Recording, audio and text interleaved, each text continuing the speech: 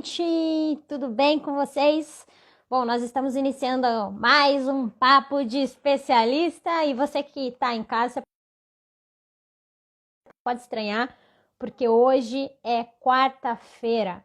Bom, quarta-feira, mas a gente abriu uma exceção para fazer a live na quarta-feira, relembrando que todas as lives ainda acontecem às quintas-feiras, às 9 horas da noite, e semana que vem nós temos um convidado para esse dia. E hoje o assunto vai estar muito bacana. A gente vai falar com o Daniel Mestre, ele que é treinador comercial.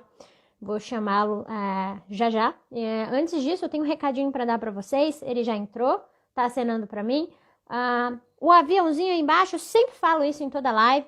Cliquem no aviãozinho aí embaixo, convidem a galera para participar com a gente, porque hoje o assunto é muito bacana. A gente vai conversar sobre comportamento, sobre vendas, sobre resiliência. Enfim, o Daniel ele tem uma vasta experiência e vai vir dar uma aula para a gente aqui, como todos os outros convidados que já participaram do Papo de Especialista. Bom, enquanto vocês vão entrando, eu vou chamar ele aqui para participar. Tá bom? Muito obrigada pela participação. Tudo bem? Boa noite. Acabei de chamar o Daniel aqui para participar com a gente. Vamos que vamos, gente. Mais uma live aqui pela Take. Inclusive, a gente acabou de bater os 1.900 seguidores. Estou muito feliz com isso. Estou muito feliz de estar nessa equipe. E é isso aí. Bom, ele já mandou a solicitação. Vamos entrar. Vamos que vamos. Já chamei ele para participar. Convidado.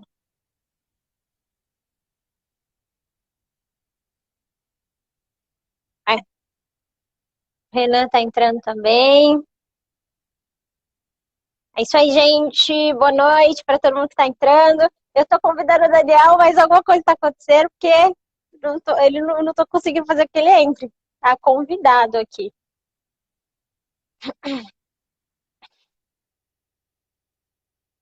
Daniel, você recebeu a notificação?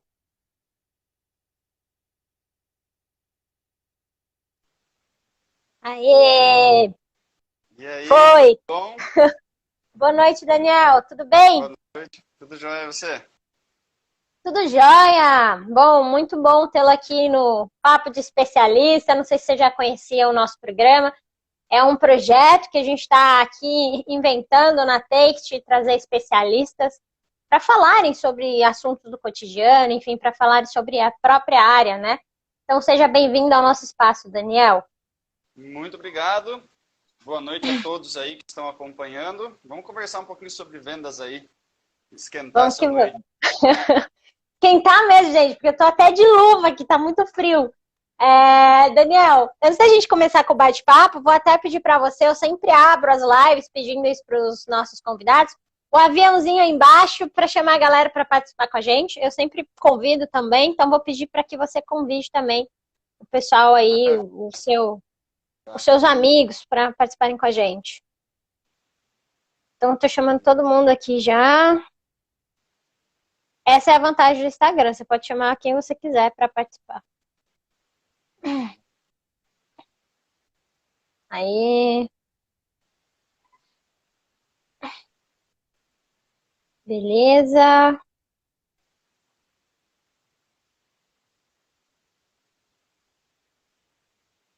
Fechou?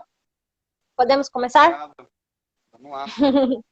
Daniel, antes da gente começar em um assunto específico sobre comportamento, sobre venda, enfim, sobre o que a gente veio falar nessa live hoje, eu queria que você abrisse a mesma para falar um pouquinho a seu respeito. Quem que é o Daniel? Bom, eu sou vendedor desde sempre, né? Iniciei minha carreira vendendo, desde antes de me dar por ser humano, já estava vendendo alguma coisa. Né? Entrei mais adiante aí numa carreira de consultoria. Comecei vendendo consultoria, depois me transformei em consultor, treinador de área comercial e aí fiquei, né? Agora tem canal no YouTube, podcast, fazemos aí bastante conteúdo para os vendedores. Sim.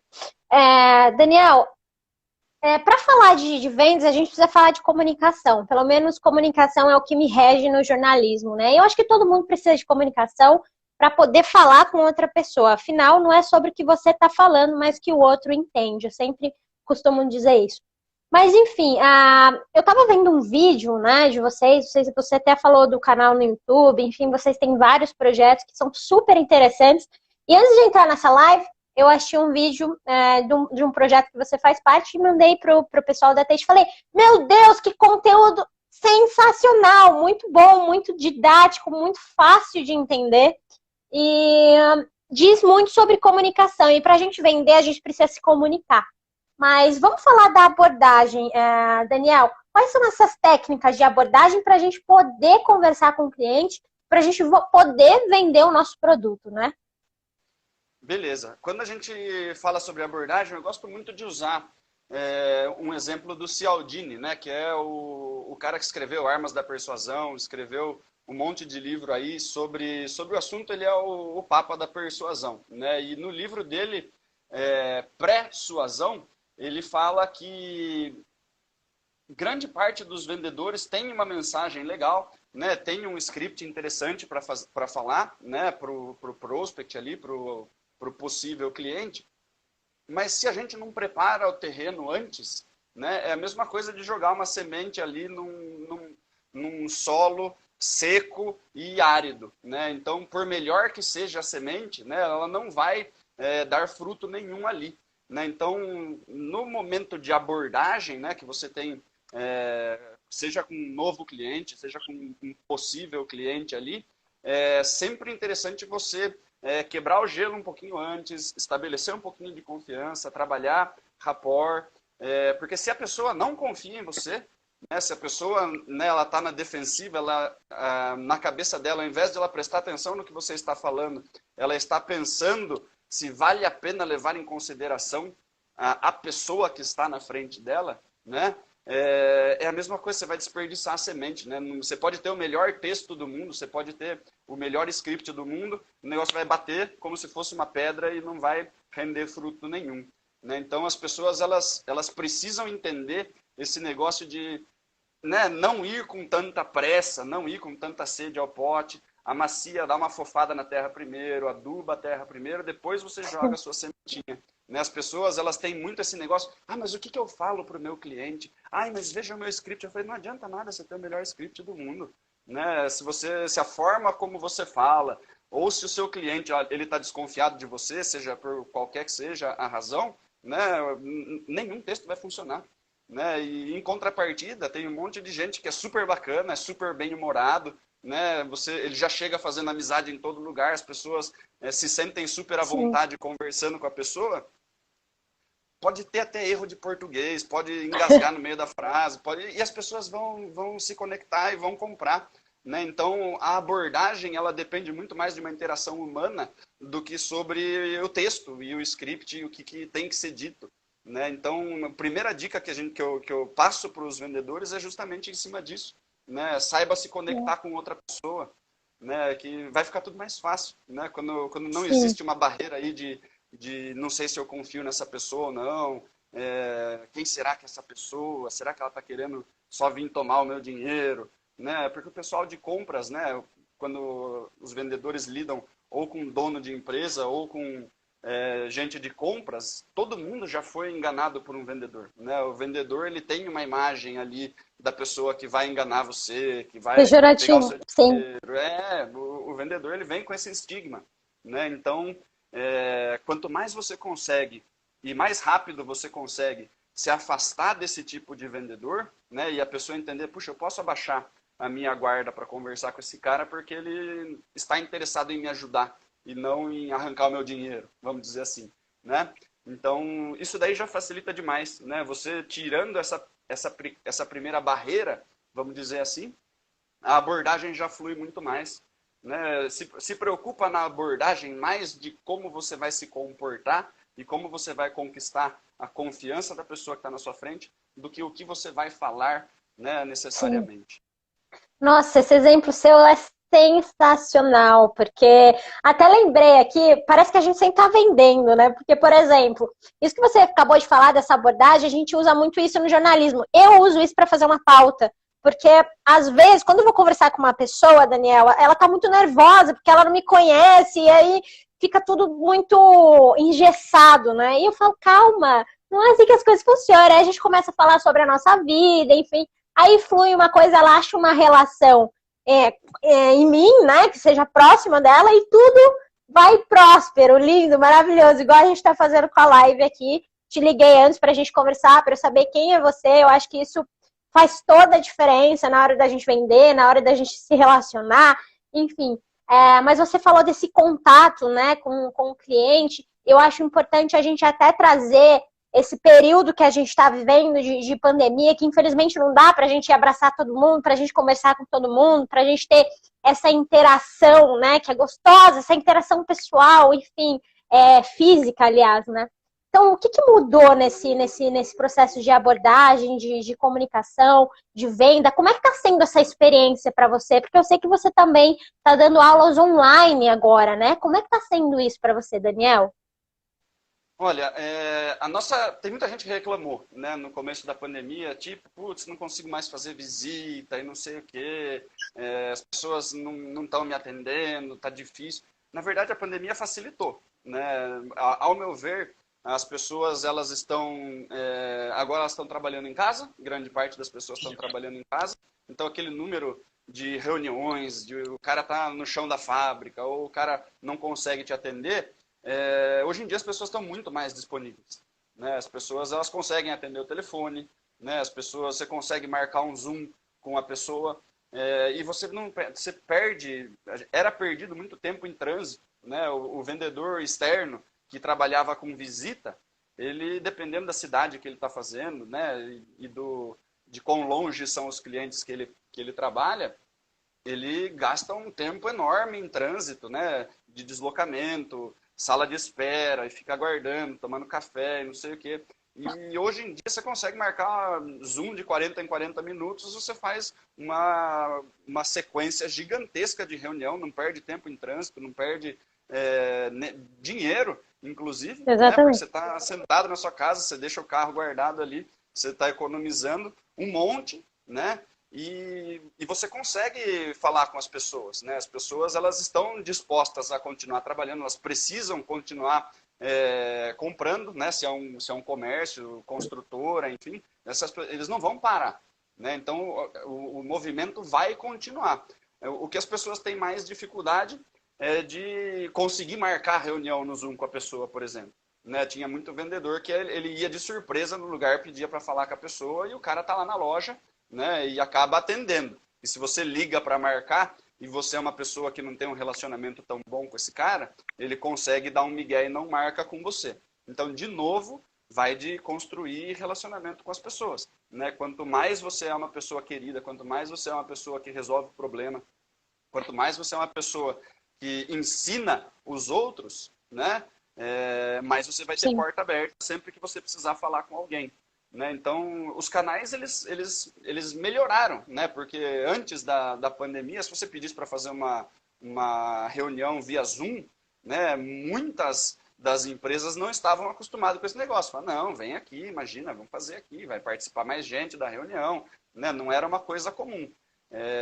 Existia isso? Lógico que existia. Tinha um monte de empresa de tecnologia de informação que trabalha com videoconferência e tudo mais, normal, multinacional. Mas grande parte dos vendedores foram fazer sua primeira reunião via Zoom ou conferência, né, seja qual for a plataforma, depois da pandemia. Né? E eu dificilmente vejo que isso daí vai encerrar. A gente vai poder voltar a fazer reuniões presenciais e tal, mas eu acredito que as reuniões mais estratégicas, as reuniões mais importantes, que terão mais pessoas participando, que você vai realmente ter que apertar a mão do cara ali, vai ser presencial, mas grande parte de reuniõezinhas de alinhamento vão continuar sendo por videoconferência, porque economiza tempo, né? Sim. Economiza combustível, é bom para todo mundo. Dificilmente eu acho que isso daí vai voltar. né? E daí algumas pessoas vão dar graças a Deus, algumas pessoas vão ficar meio chateadas porque são muito resistentes à mudança, né? Tem muito vendedor que ficou parado em casa, falando, nossa, quando que eu vou ter que esperar o negócio abrir de novo para poder visitar, né? Ao invés de como que dá para fazer durante a pandemia, né? Como que eu vou vender nesse cenário? Porque tinha muita gente Sim, que achava, né? A gente não sabia quanto tempo ia durar, né? A gente tá faz quase 1 ano e meio de pandemia aí e tinha gente que achava que ia durar 2, 3 meses, né? Não, vamos ficar aqui em casa rapidinho aí, não vai espalhar o vírus e daqui a pouco abre tudo de novo, vida normal que segue, né? Doce sim, ilusão. Tomara que, sim. infelizmente, não foi desse jeito. Mas muita coisa que a gente teve que se readaptar aí durante esse período, eu tenho certeza que vai continuar. Sim, é bom você citar isso, tá? Eu estava fazendo uma matéria esses dias sobre e-commerce, né? E muitas lojas, inclusive um dos meus entrevistados foi um cara excepcional de vendas, e ele me disse assim, meu, as empresas que tinham esse planejamento, esse sistema híbrido, elas não faliram, né? Mas as empresas que não tinham esse planejamento e não tinham essa maturidade, né, do futuro, enfim, do digital, elas quebraram. Então, as lojas físicas hoje precisam ser lojas virtuais para a gente conseguir vender, né? A gente precisa se reinventar. E o Beto, o Beto está falando, o que o Beto está falando? O Beto falou, gasolina tá cara para ficar rodando. Exatamente, é o que você diz. Com a gasolina quase R$ 6, meu amigo, é muito bom ficar em casa, viu? Fazer pelo Zoom. Sim, economiza muito mais dinheiro. Mas falando do produto, né, que a gente tem que vender, enfim, qual que é a relação que o vendedor ele precisa ter com o produto para ele poder vender? Por exemplo, estou vendendo uma máquina. O que eu preciso saber dessa máquina para poder vender? Qual que é a relação do vendedor? Oh, eu com uma luva e sem. Do vendedor e da máquina. Como é que ele pode vender esse produto? Olha, o mercado em geral diz hoje que qualquer vendedor que está vendendo alguma coisa mais complexa, como uma máquina ou qualquer coisa que você vai vender B2B aí, que você vai vender para outra empresa, você precisa ser especialista no que você está vendendo, né? Então você precisa conhecer não só a máquina, né? Tem muita gente que fala assim, nossa, mas eu conheço a minha máquina, eu sei tudo sobre a minha máquina, né? Mas não adianta você só saber sobre a máquina que você vende. Né? As pessoas elas se limitam a isso, né? Falam assim, poxa, mas eu entendo do meu produto. Mas você entende do produto que o seu concorrente oferece? Você sabe qual que é a diferença dele para o seu? Você sabe qual que é o problema que o seu produto resolve na vida do seu cliente?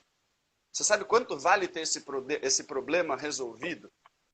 Você sabe quanto tempo demora para pagar o investimento dessa máquina que você vai colocar lá dentro?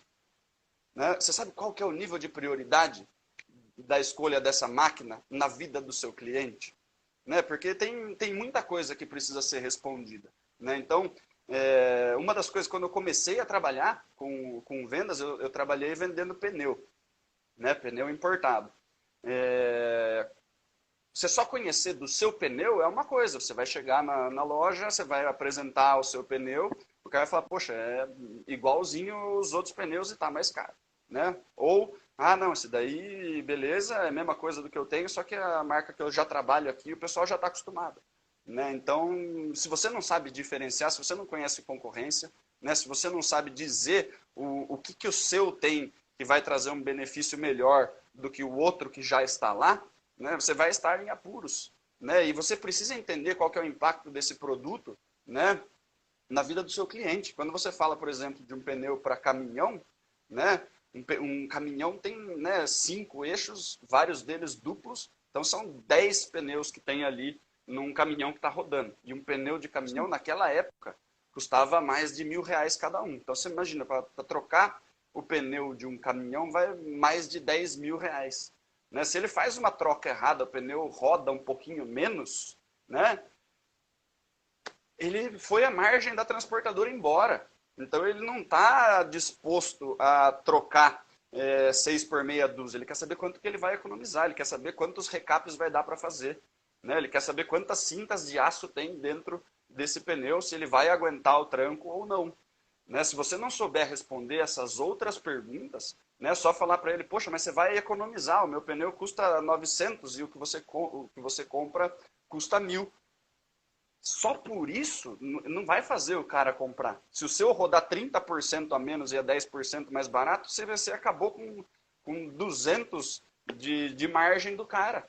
Né? Então, o vendedor ele precisa saber fazer conta, ele precisa saber quais são os problemas do cliente, como o seu produto se relaciona com esse problema e como você vai fazer o cliente ganhar dinheiro. Né? Se você está vendendo para uma empresa, né, especificamente B2B, né, ou o seu produto resolve um problema do seu cliente, ou o seu produto tem que dar lucro para o seu cliente, ou aumentar a produtividade do seu cliente. Se não vai trabalhar com nenhuma dessas coisas, você vai precisar aí ir por um caminho mais emocional, né? E daí precisa de um outro conjunto de habilidades aí, né? Para você conseguir fazer com que o seu cliente se sinta bem com a sua solução, né? Eu não vou ganhar mais dinheiro por causa disso, mas eu entendo que, poxa, se eu consigo ver a minha empresa inteira trabalhando, eu estando em casa, né? E é um sistema de gestão que vai me dar um panorama geral ao vivo para mim, poxa, é interessante,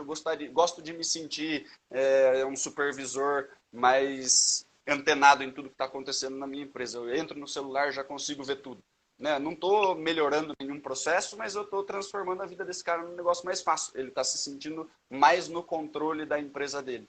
Né? Não necessariamente ele vai vender mais por causa disso, não necessariamente ele vai economizar por causa disso, mas vai facilitar a tomada de decisão. Ele vai ficar menos em dúvida Sim. na hora de tomar decisões importantes. Então é como você consegue agregar valor, né, ao seu produto. Então não adianta só você saber o que o seu produto faz. Você precisa saber como que ele vai transformar a vida da pessoa que está do outro lado. Né? Seja com impacto financeiro, seja com impacto emocional, seja facilitando a vida do cara. Alguma coisa você tem que trazer. Né? Não adianta você saber tudo sobre o seu produto se você não consegue mostrar para ele na prática como isso daí vai modificar a vida do cara na outra ponta. Muito bom. É, o Bruninho está falando priorizar empresas que te proporcionem soluções. No final das contas, te economiza tempo e dinheiro. Bom, eu estava na minha aula, lembrei de uma frase que o professor me disse, e ele falou o seguinte: produto nunca é só um produto, ele é a solução do problema de alguém. Porque se alguém está comprando de você, é porque vai solucionar de alguma forma o prazer dele, o problema dele.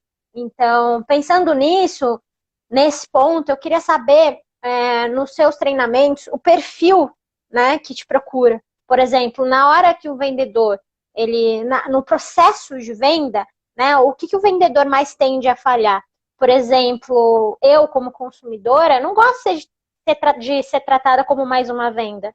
Eu gosto dessa relação que você falou, nem que o cara fale tudo errado, mas que ele converse comigo, que ele tente mostrar para mim o porquê que eu vou comprar aquilo. Não porque, beleza, quer comprar, comprou, chega, acabou. Eu vejo muitas pessoas que vendem assim. E eu não sinto vontade de comprar com pessoas assim. Sempre gosto de encontrar vendedor que chega em mim e fala: e aí, beleza, Ana?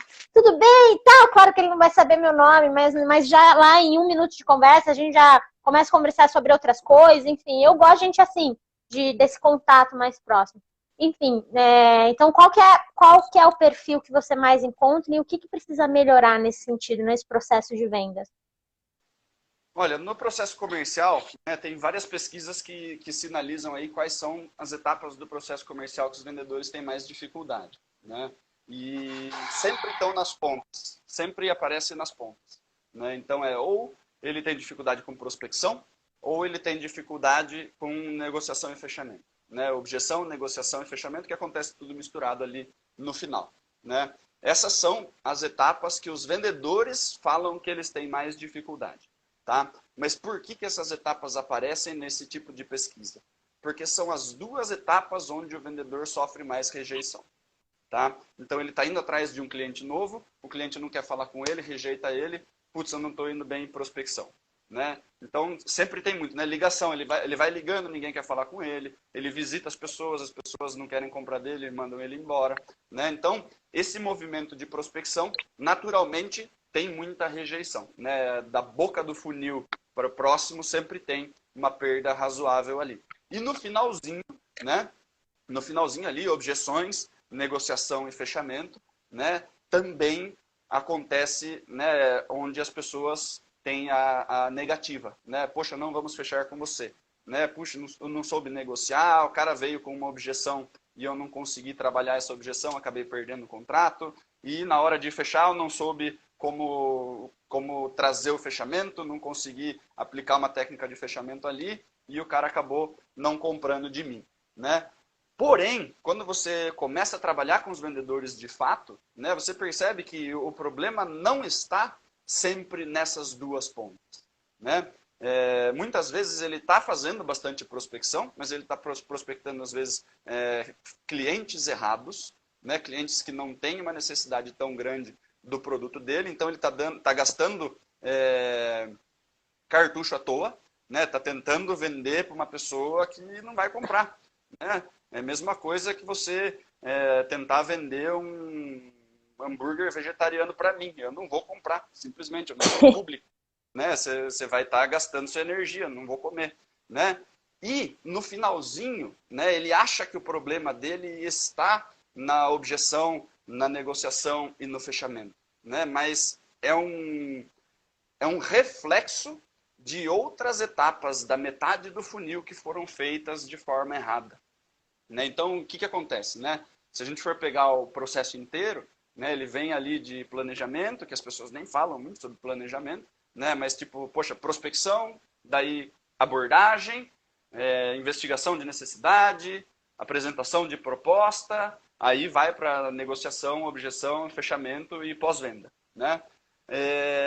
Grande parte dos problemas sofridos no final do funil são por falta de não se conectar direito na abordagem, que a gente já falou hoje. Né? Não consegui uma abordagem bacana, o cara não confia em mim, né? Ele ainda está inseguro comigo, então não importa, eu posso oferecer a melhor coisa do mundo para ele. Né? Se vem um cara correndo na rua e te fala assim, ó, olha, iPhone novinho aqui, ó, 500, você quer? Não sei se eu quero. Não confio nesse cara, esse iPhone de R$ 500 aí, por mais que seja produto que eu quero, vou acabar indo para cadeia por receptação. Né? Não quero, não importa se é o produto que você quer. Né? Então, erro de abordagem, confiança fica lá embaixo, as pessoas tendem a não fazer negócio com quem não confia. Se tem um outro vendedor da concorrência que criou uma abordagem mais legal, que se conectou muito mais legal com você, a chance desse cara levar o contrato é muito maior. Né? Então, erros em abordagem. Erros em investigação de necessidade. Esse está entre os que eu considero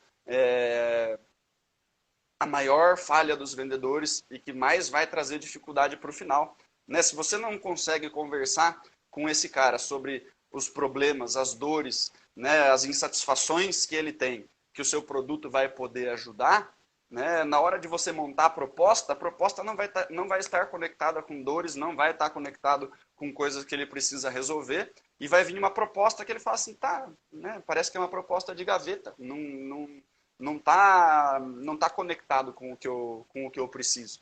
Né? Então, o vendedor que ele gasta muito tempo em investigação de necessidade, ele sabe que a empresa do cara está uma zona. Ele sabe que os vendedores do cara estão saindo o tempo inteiro. Ele sabe que existe um problema do posicionamento estratégico do marketing daquela empresa. Ele entendeu tudo. Gaste tempo. Faça 2, 3 reuniões de investigação de necessidade, se você precisar, antes de apresentar a proposta. Mas faça uma proposta matadora em cima do que o cara precisa. Né? Quando eu vou mandar proposta, né, na maior parte das vezes, eu faço uma lista dos problemas que a gente conversou. Né? Então, poxa, os vendedores estão desmotivados, os vendedores não estão conseguindo fazer tal e tal ação, os vendedores... E daí do lado você coloca tudo que vai ser resolvido. E a forma que vai ser resolvido e como ele vai ter o dinheiro que ele vai investir comigo de volta. Né? Aí ele fala, poxa, todos os meus problemas estão aqui, todas as soluções estão do lado. Né? Tá perfeita essa proposta. Né? E muitas vezes as propostas de outros concorrentes ou de outras consultorias, né, vão estar assim, vão fazer um treinamento assim. Que aí parece que é igual o que ele faz para todo mundo. E daí não conecta com a pessoa. Né? Ele fala assim, poxa, será que vai adiantar? Poxa, a proposta do Daniel ali estava em cima do que a gente precisa, cara. Né? Por mais que eu não conseguisse resolver os problemas, a minha proposta chama muito mais a atenção. Né? Porque está listado todos os problemas que o cara está sofrendo. Ele fala, o Daniel me entendeu. Né? Então, quando você gasta muito tempo em cima de levantamento de necessidade, né? Conversar sobre problema, conversar de onde surgiram os problemas, quem são as pessoas, o porquê que elas não estão conseguindo fazer, gaste tempo em cima disso e faça proposta pautada nisso. Problema por problema. E assim, as pessoas acham que levantamento de necessidade é só descobrir quais são as necessidades do meu cliente. Não é só isso. Né? Se ele já tem alguém fazendo esse tipo já atendendo ele de alguma forma, descubra quais são todas as insatisfações que esse cara tem com o atual prestador de serviço ou com o atual fornecedor, ou se ele está fazendo isso internamente, né? Quais são as dores que essa equipe tem de não estar conseguindo resolver. E quanto mais você consegue puxar isso, né, mais você tem, né, mais na verdade o seu cliente está dizendo por que ele deveria comprar de você. E assim, o vendedor habilidoso, né, ele não é o vendedor que mais fala. As pessoas falam, nossa, vendedor, né, fala pelos cotovelos. Esse daí não é um vendedor bom. Esse é o vendedor que a gente tem raiva. Né? O vendedor bom, ele faz uma pergunta e fica ouvindo.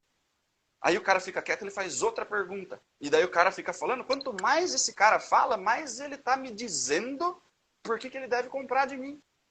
Né? Se eu fizer as perguntas certas, se eu ficar falando sobre Corinthians, se eu ficar falando sobre São Paulo, Bolsonaro, não estou aprendendo absolutamente nada sobre o meu cliente. Mas se eu começo a identificar quais são as necessidades desse cara, quais são as dores desse cara, quais são as insatisfações dele, quais são as dificuldades que ele está passando, quanto ele tem disponível para investir, quanto dinheiro ele está perdendo por não estar fazendo isso da forma correta, e daí eu faço uma proposta matadora em cima disso, não vem objeção, não tem negociação, porque ele já sabe quanto vai voltar o dinheiro, né? Pode dar uma chorada lá, poxa, beleza. Mas objeção quase não tem.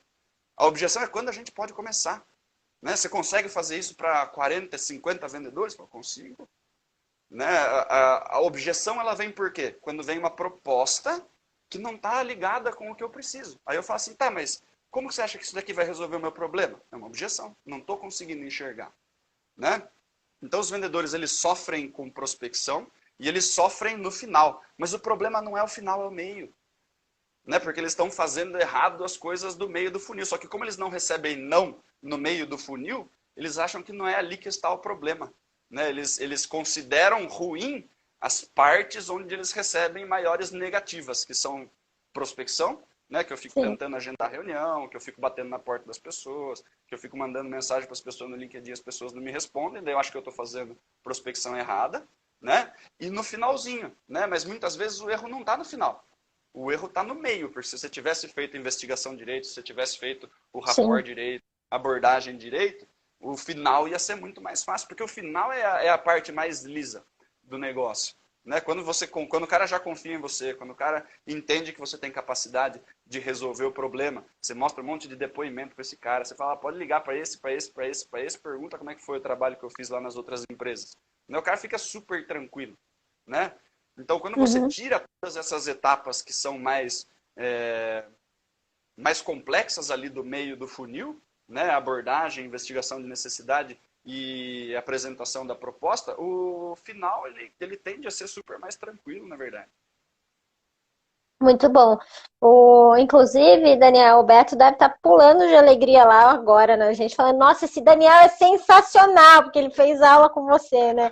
E hoje ele estava falando exatamente sobre isso comigo, porque a gente estava fazendo um planejamento de um cliente, e ele falou, Ana, a gente precisa trabalhar nas dores desse cliente, a gente precisa solucionar o problema desse cliente. E eu pensei, caramba, né? Nossa, e é exatamente sobre isso que você está me falando agora. Então, Beto deve estar feliz da vida agora. Mas, Daniel, para dar tempo da gente falar sobre isso, isso tudo envolve comportamento, né? E tem uma palavra, Daniel, que eu preciso falar para você, que é uma palavra que faz parte do meu vocabulário e faz parte da minha experiência profissional e parte da minha vida pessoal, que é uma palavra que ultimamente eu estou vendo muito, né? E eu até pensei, caramba, eu estou vendo muito essa palavra. E essa palavra se chama resiliência. Então, é uma palavra que sempre seguiu a minha vida e eu levo resiliência para onde quer que eu vá. E isso me motiva a ser uma profissional melhor. Mas resiliência, quando a gente vai falar como um desenvolvimento de um método, de uma administração, de uma empresa, enfim, uma resiliência dentro de uma empresa. Do que se trata essa palavra? O que é resiliência empresarial, Daniel? Então, a resiliência, ela não é empresarial, a resiliência são das pessoas, né? Tem muitas empresas que têm um modelo, né, de gestão que ficam as pessoas resilientes, né? Então, a resiliência, ela é uma competência do profissional, né? É uma característica ali. O que acontece, né? Principalmente dentro de área comercial, a resiliência, o termo técnico da resiliência é você aguentar a pressão e voltar ao formato antigo, né? O pessoal gosta de usar o exemplo de mola, né? Você pode puxar ela à vontade, você solta, ela volta exatamente como ela era antes, né? Não quer dizer ser casca dura, né? Vidro não é um material resiliente, ele é um material resistente, mas uma vez que quebrou, já era, né? A mola, ela é mole, né? Mas você pode fazer um monte de coisa com ela, depois você solta, ela volta ao que ela era antes, né? Então, o processo de resiliência do profissional está muito ligado a isso, né?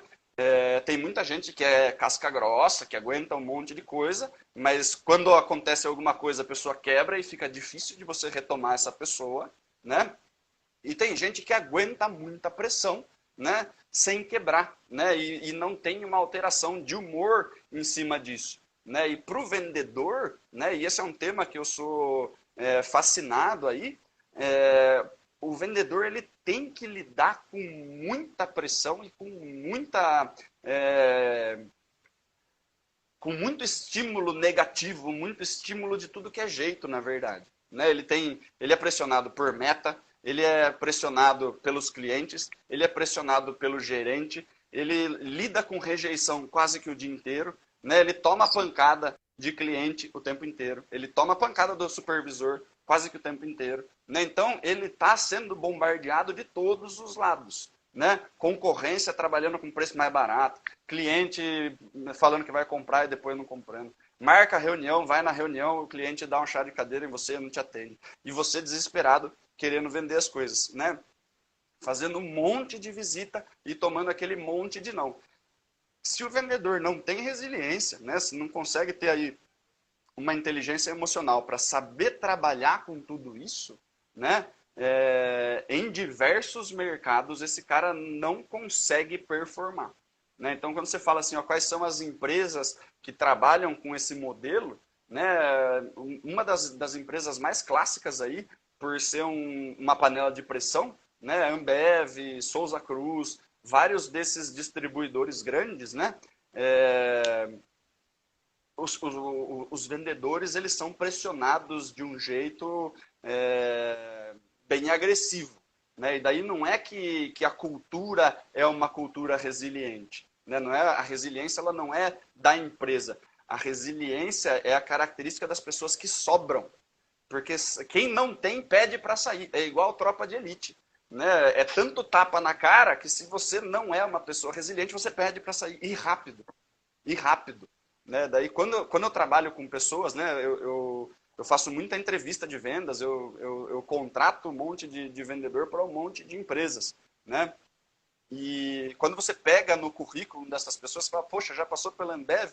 Né? Daí eu até faço brincadeira, que os caras falam, puta, o couro da sua costa tá isso aqui, né, cara? Porque a galera quebra a cadeira nas costas dos vendedores lá, mandando os vendedores vender, e o cara vai vender, não abaixa a cabeça. Né? Ele continua fazendo o que precisa fazer para entregar resultado. Né? E as pessoas que não conseguem trabalhar dessa forma, eles não duram 2, 3 dias lá dentro. Né? O turnover da Ambev nos primeiros 2, 3 meses ali, o vendedor entra e ele pede para sair. Se ele não pede para sair, o supervisor dele já vê que ele não vai aguentar e manda ele embora. Né? Se você vê uma pessoa que tem 2, 3 anos de Ambev, aí você fala assim, poxa, esse cara aí, o cara aguenta pancada pra caramba, né? Porque é muita pressão, você tem que vender um mix de produto gigantesco, né? Não é, pô, mas Ambev é fácil de vender, Daniel. Quem que não compra Brahma, Skol? Mas tem um monte de outros produtos da Ambev que eles precisam vender, né?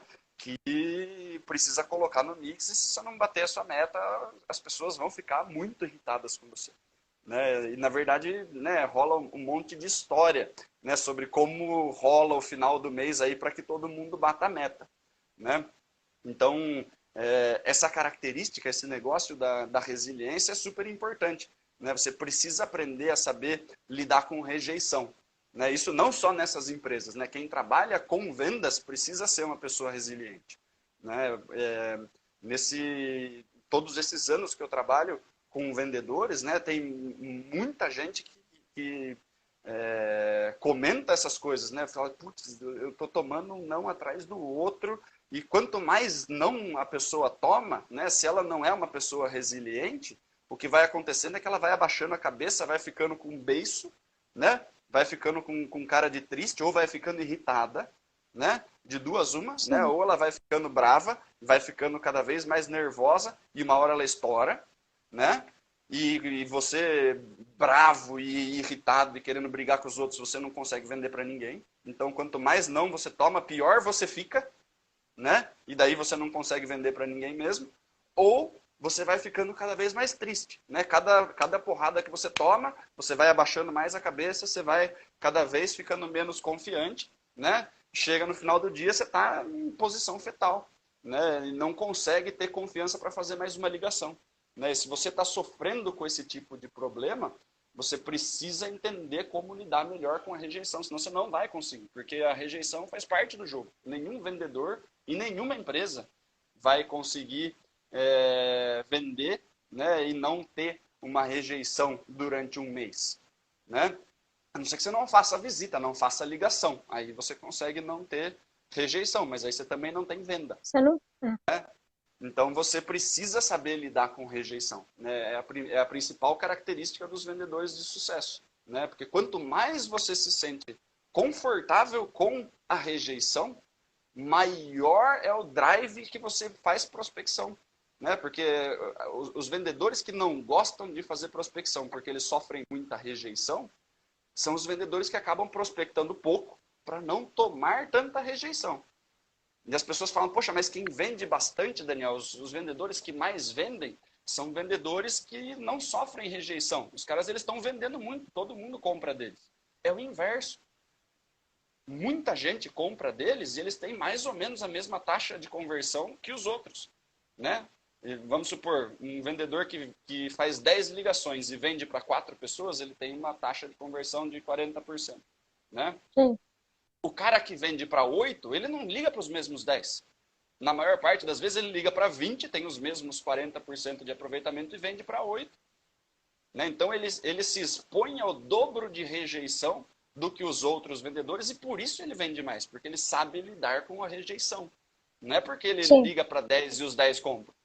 Né? É lógico que quanto mais você aprende, quanto mais rejeição você toma, quanto mais você fica acostumado a lidar com as objeções e tudo mais, a sua taxa de conversão vai aumentando porque você entende outras formas de vender para as pessoas. Você vai ficando melhor. Né? Quanto mais porrada você toma, exatamente. Aí a história do rock and roll aqui do lado. Né? Nunca desiste. Núnca desiste. É 12º round, o cara tá sangrando inteiro.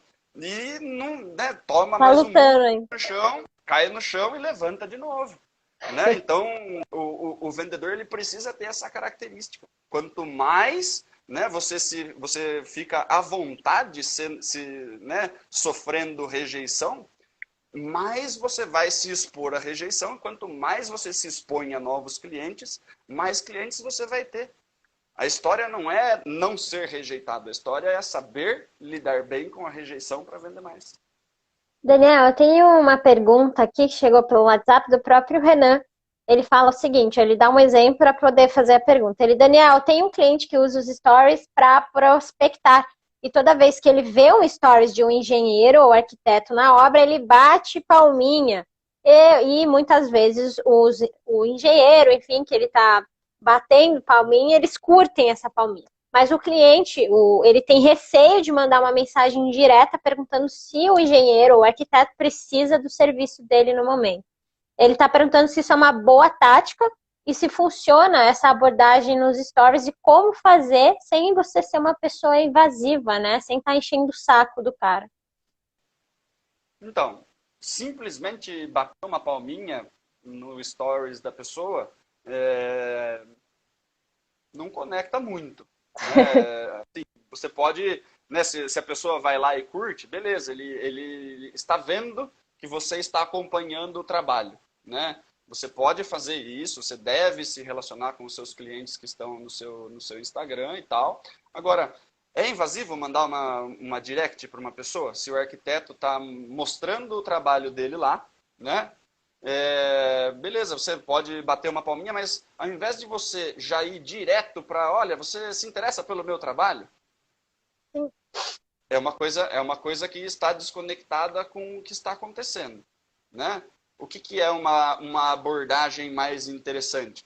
Ao invés de bater a palminha, porque se você bate uma palminha, o cara vai curtir a palminha, né? Lei do mínimo esforço. Você clicou um botão, eu clico um botão também, né? E a gente não vai Sim. sair desse relacionamento. Agora, se eu vejo a obra do arquiteto ali, eu falo assim, ó, caramba, meu, achei muito legal tal coisa que você fez nesse projeto. Né? Puxa, aquele mármore que você colocou ali ficou show de bola, cara, muito bacana. Se você mandar uma mensagem, a chance desse cara, vai ter a chance do cara só curtir a mensagem da mesma forma que ele curtiria a palminha, né? Mas você mandou alguma coisa, e não foi alguma coisa sobre você. Foi alguma coisa sobre ele. Você está elogiando o projeto, você está falando, poxa, né, que legal o andamento da obra, qualquer coisa que você fale sobre o que a pessoa está postando, existe uma chance desse cara se falar, poxa, alguém achou legal o meu trabalho, né? Vou agradecer, pô, legal, né? Você viu que mármore bacana, não sei o quê. Iniciou uma conversa, mas uma conversa sobre o outro, não sobre mim. Faz sentido? Né? Então, assim, eu vi vamos supor, né? Vi um stories sobre um vendedor comemorando a abertura de um contrato, né? Poxa, né? Tira fotinho de uma empresa, poxa, novo cliente na carteira. Né? Eu posso ir lá, posso bater palminha e ele vai curtir a minha palminha, né? Agora, se você Sim. conversa com eles, fala, poxa, cara, que legal essa empresa, conheço uma outra empresa desse segmento, se quiser eu te passo o telefone do cara, se te interessar. Né? Eu estou primeiro oferecendo ajuda e primeiro querendo ser prestativo para a pessoa do outro lado, ao invés de já querer diretamente oferecer o meu produto, né? Se a conversa com o cara do outro lado precisa ser sobre ele e os interesses dele, não sobre mim e os meus interesses. Esse é o ponto da abordagem, né? Da pessoa querer conversar com você. Né? Eu recebo, né? A gente estava conversando antes da live, né? Eu recebo um monte de mensagem no LinkedIn o tempo inteiro, de gente querendo vender coisa para mim, sem olhar o meu perfil antes. Gente querendo me vender inglês, vender curso de inglês. Poxa, leia o meu negócio lá. Né? Não sei se está escrito que eu falo inglês, mas provavelmente, né, se ele der uma olhada no meu perfil, né, ele tem outras formas de entrar em contato comigo do que direto desse jeito. Né? É muito mais legal ele me mandar uma mensagem e falar assim, poxa, Daniel, você costuma atender empresas multinacionais, cara? Já atendeu bastante empresa multinacional? Eu já ia responder para ele, falei, cara, já atendi várias empresas multinacionais, sim. Aí ele vai falar assim, e o seu inglês é fluente? Eu falo, meu inglês é fluente. Aí ele fala assim, então beleza. Né? Ele vai saber que não é, que eu não sou público-alvo dele. Né? Mas se ele simplesmente manda, ó, Daniel, tem uma condição imperdível para você fazer curso de inglês, eu não vou nem responder. Faz sentido?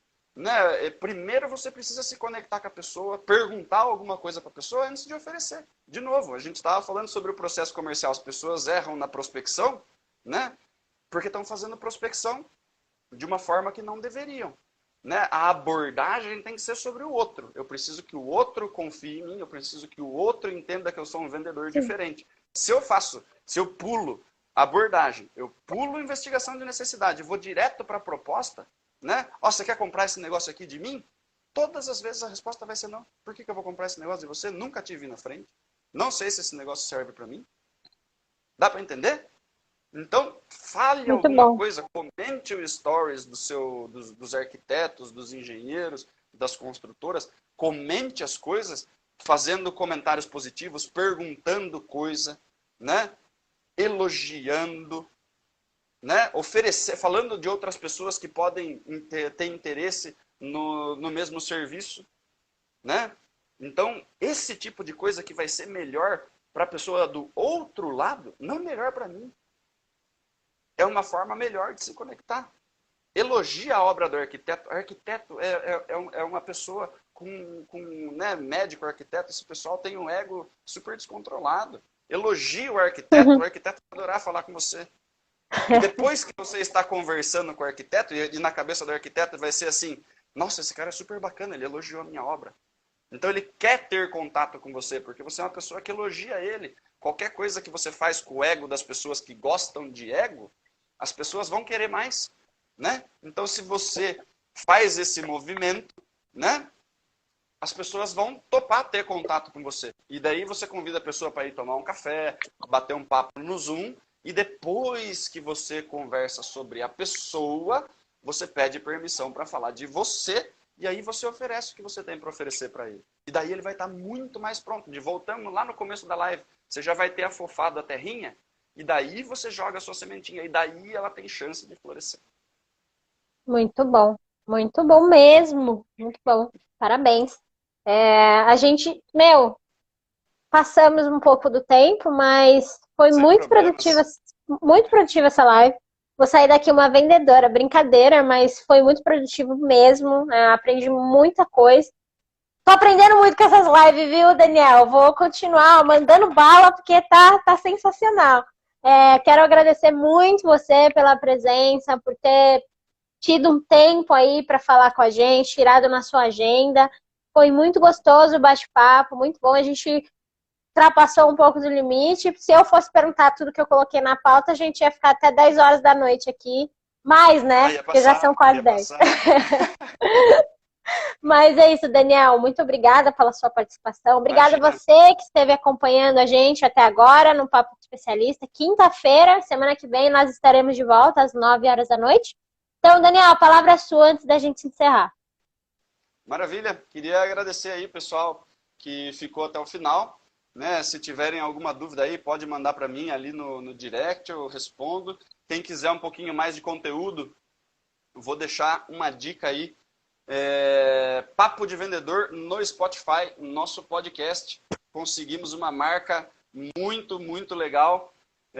Estamos aí entre os top 50 podcasts do Spotify na categoria negócios, né? Entramos agora essa semana aí nessa marca, foi muito bacana, né? Não tem uma categoria específica de vendas, mas estar entre os top 50 podcasts de negócios do Spotify foi uma surpresa muito bacana. Então, já acho que nem sei quantos episódios a gente tem lá, acho que já deve estar perto de 40, 50 episódios. Quem quiser aí vai lá, são episódios de 50 minutos, 40 minutos.